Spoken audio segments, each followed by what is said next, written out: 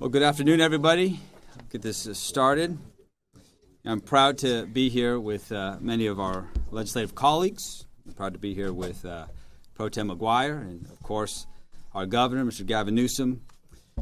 This is a dangerous moment for our country. And we are here to meet that moment as Californians, as legislators. You know, President Trump doesn't believe in our democratic system.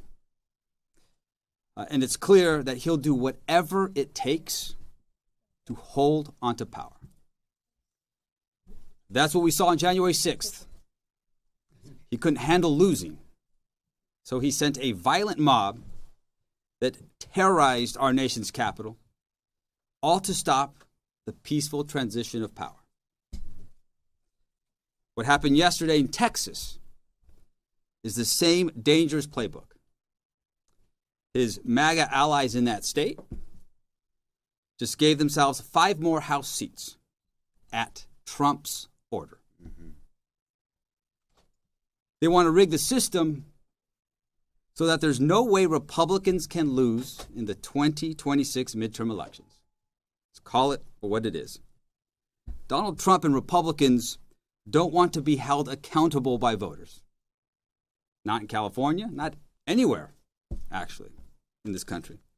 They don't want to be held accountable for cutting Medicare, Medicaid.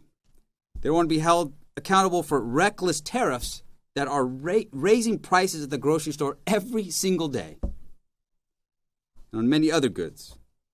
They don't want to be held accountable for illegal ICE raids that are terrorizing our neighborhoods.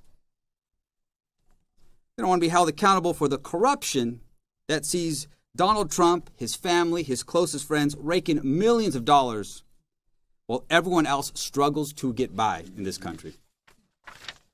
The list goes on and on and on. Of course, Donald Trump doesn't want to be held accountable for his failures in this next election. That's why he is trying to rig it. Well, Mr. President, here in California, we are going to hold you accountable for your failures. And we will do whatever it takes to preserve American democracy and ensure that voters can still let you know in 2026 what they think of your job performance. And this bill is a temporary measure in response to an urgent threat. Californians can see that threat. Why? Because we are living through the consequences of Trump's policies every single day. And today, we are giving every Californian the opportunity to say no to Donald Trump's power grab and to stand up for our people, for our state, and for our democracy. And with that, I want to invite up here Senate Pro Tem Mike McGuire.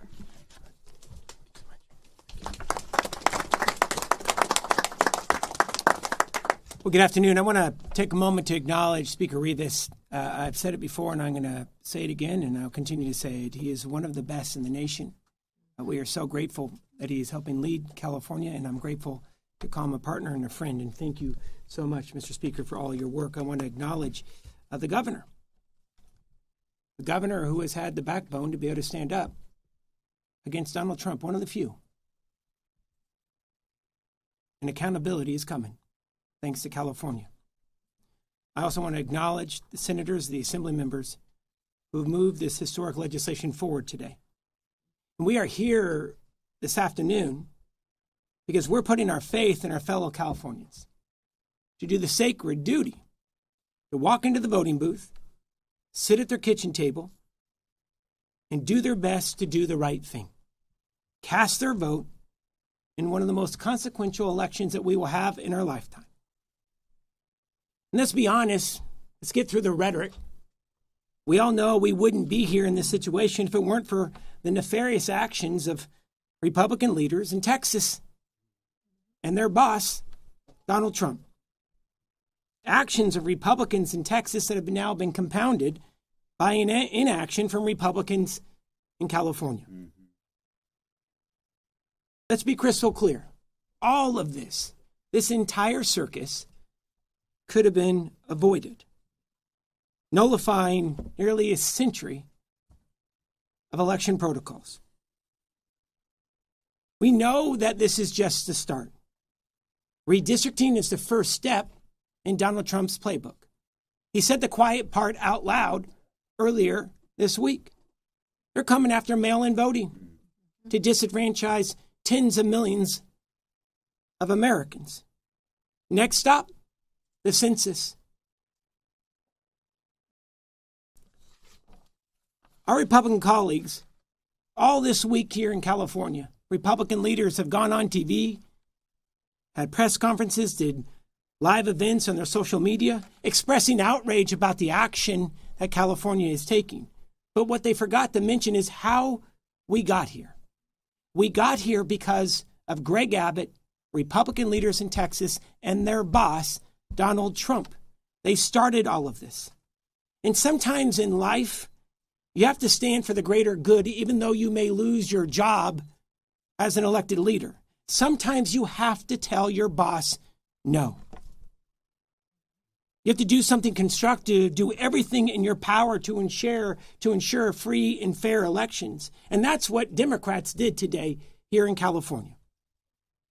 And certainly you have to do more than vote against redistricting reforms the way Republicans have year after year after year.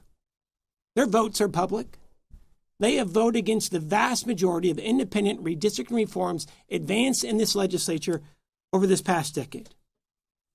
You know, it is offensive to be able to see these sham lawsuits that Republican leaders in California are advancing. We called it the Scaramucci of the lawsuits in the last 48 hours. The Supreme Court rejected it. And it's offensive because their brethren are literally tracking elected leaders with state troopers, calling in the FBI, locking legislators in the chambers, and dragging a female legislator out of the bathroom just simply because she didn't have permission to go. Here is, I think, all of our concern. We've seen this story play out in history. The hypocrisy today may save them for today, but it won't save their hides tomorrow. Because the secret police and the Mar-a-Lago goons, they're going to find a way and a reason to come after them as well, just like they're doing Democratic mayors and leaders across this nation. All of us support independent redistricting here in California and every state in this union. One thing that we do not support is unilateral disarmament when the fairness of the 2026 election is being threatened. You know, other states may want to play games. California is the only state committed to fairness whose potential redistricting goes away the minute others drop theirs. I'm going to end it right here with this. Today was more than drawing lines on a map. It was about drawing a line in the sand to stop Texas, to stop Donald Trump from rigging this election. And the stakes are so high for California. Millions are going to lose health care. Our families will lose health care. Fire assistance will continue to be leveraged for millions across this state. People are going to continue to be snatched up off the street.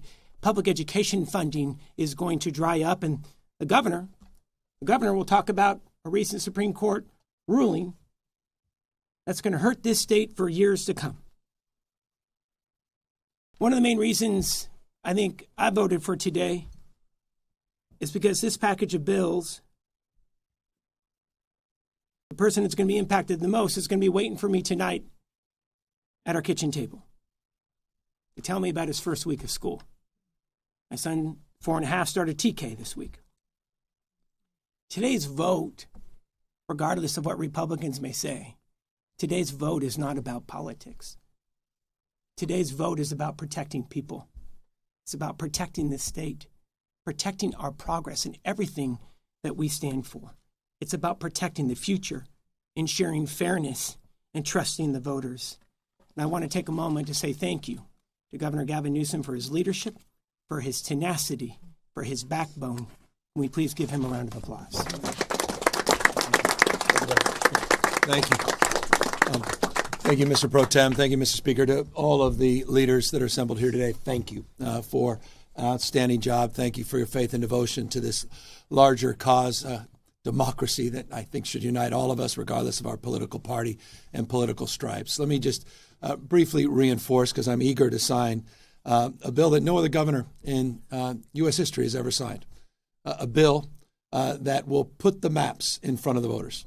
We'll be the first state in U.S. history to, in the most democratic way, submit to the people of our state the ability to determine their own maps. That simply has not been done. But I want to first just briefly back up and pick up a little bit on what the Speaker and the Pro Tem said, and just remind everybody what they reminded you that need to be reminded, all of us again, of how we got here. We got here because the President of the United States is struggling. We got here because the President of the United States is one of the most unpopular presidents in U.S. history. We got here because he recognizes that he will lose the election. Congress will go back into the hands of the Democratic Party next November. We got here because of his failed policies. Those are being exposed hour by hour, reinforced today by Walmart announcing they'll be raising prices because of the tax increases, because of the tariffs. Reminded every day by a slowing economy, growing mistrust, distrust all across this nation. Across the board, he is failing. He recognized that, and that's why he made a phone call to Greg Abbott, asking for 5 seats. Can't win by playing by traditional sets of rules. He plays by no rules. I remind you all the time, it's not the rule of law, it's the rule of dawn. And we're standing up to that. We're responding to that. They fired the first shot, Texas. We wouldn't be here had Texas not done what they just did. Donald Trump didn't do what he just did. He went so far as to follow up and say that he didn't just want those 5 seats. He said he's, quote unquote, entitled to those 5 seats. Just pause and reflect on that. Everything should have just stopped there. President of the United States claiming he's entitled to 5 seats. That should put chills up your spine. Every Republican, not just Democrat and Independent, every American. Those enduring values that we celebrate, just celebrated 249 years, the best of the Roman Republic, Greek democracy, the rule of law, co-equal branches of government, popular sovereignty. What we'll celebrate, will we? Next year, the 250th anniversary. Masked men at the site of the Japanese that were interned and bussed in Little Tokyo last week in Los Angeles were sent right there in front of the Democracy Center as we kicked off this effort. That's a preview of things to come all across the United States of America. Mark my word, just as we let folks know what was going to happen in other cities, what is happening in Washington, D.C., we said 2 months ago, Los Angeles is a preview of things to come with the federalization of the National Guard, with the militarization of the streets of America. And I'll remind you, Donald Trump never sent the military, active duty military, in his first term or now even his second term, anywhere overseas. He sent them to a United States city. They remain federalized National Guard, interestingly, through Election Day. $175 billion in the bill that was just signed to reinforce the ranks of ICE, Homeland Security, for what is increasingly becoming self-evident to anyone with eyes wide open and any level of objectivity, a private army for Donald Trump. Owing an oath only to him, not the Constitution of the United States. You just heard from the Speaker that vote-in-mail ballots are being threatened by the President of the United States. 80% of Californians, no coincidence, 80% submitted their ballots in the last election, 86% in 2022, 88% in 2020. He's trying to rig the election. He's trying to set up the conditions where he can claim that the elections were not won fair and square. Open your eyes to what is going on in the United States of America in 2025. That's what this is about. We're responding what occurred in Texas. We're neutralizing what occurred, and we're giving the American people a fair chance. Because when all things are equal, we're all playing by the same set of rules, there's no question that the Republican Party will be the minority party in the House of Representatives next year. We'll be transitioning, and I'll close, from this process that has unfolded over the course of the last few weeks to the campaign after I sign these two pieces of legislation establishing a special session and the maps. I also will be signing a proclamation on November 4th, the people of the state of California, in a transparent and, as Speaker and Pro Tem said, temporary and democratic way, will have the opportunity to determine their fate and our collective future. And I couldn't be more proud, again, of the extraordinary leaders that are standing up for the rule of law, are standing up for the principles and those enduring values of our founding fathers. Thank you for getting us to this point. We have a lot more work to do to get this done on November 4th.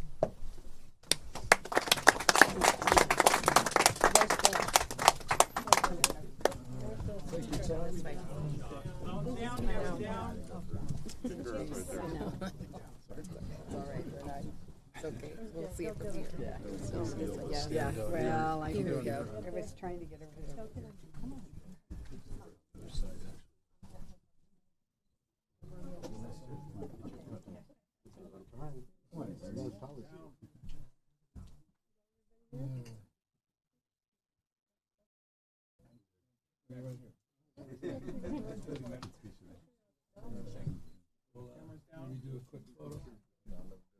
Yeah.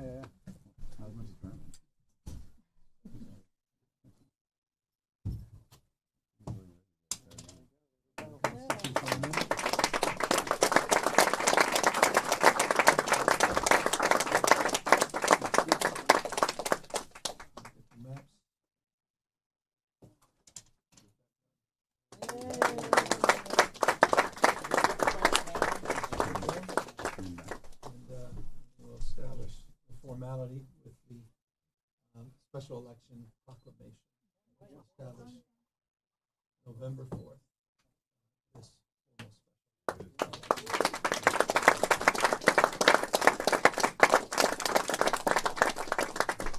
and we'll be transitioning nearby, and we'll have a chance to take all your questions.